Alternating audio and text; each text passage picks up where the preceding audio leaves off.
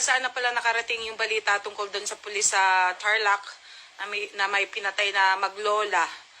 So, tinatanong lahat, ano daw ang pakiramdam ko? Ano daw masasabi ko? Well, based on kung ano yung nakita ko na dyan, puro sila against doon sa ginawa ng pulis.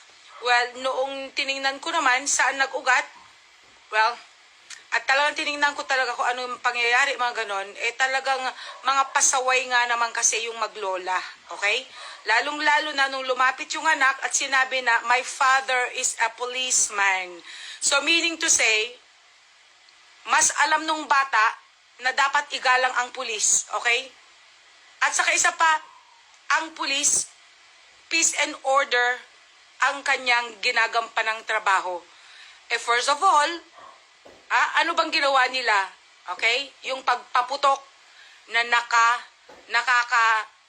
ano sa ibang mga tao, of course, kahit ako, kung sakali may nagpaputok at ako ay naabala, hindi man ako pulis, but I have to go to the policeman. At kung hindi naman na-actionan yung aking complaint, at dahil wala palang pakialam itong mga ikino-complain sa pulis, walang paggalang, of course, that would be a big question on my part. Diba? So, katulad nito, yung anak ang nag-react na mismo. Nakikita ko nagbi-video siya, hanggang sa nakita na niya na talagang wala na talagang paggalang sa pulis tong maglola, hanggang sa hindi na nakapagtimpi yung bata, lumapit, my father is a policeman. Let it go. So, natural, bilang isang magulang, pinalaki mo yung bata na yan, with respect, iginagalang ka bilang policeman, anong gagawin ko? Hayaan ko na lang ba na babastusin yung trabaho ko? Babastusin yung ginagampanan kong katungkulan bilang pulis?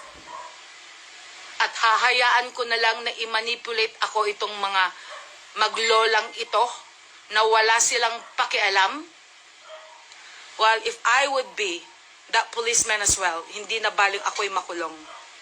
Ayaw ko lang na mapahiya at mawalan ng dignidad yung trabaho ko bilang pulis na nagme-maintain ng peace and order.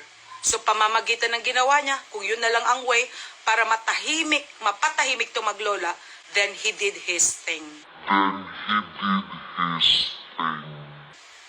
That's what I think.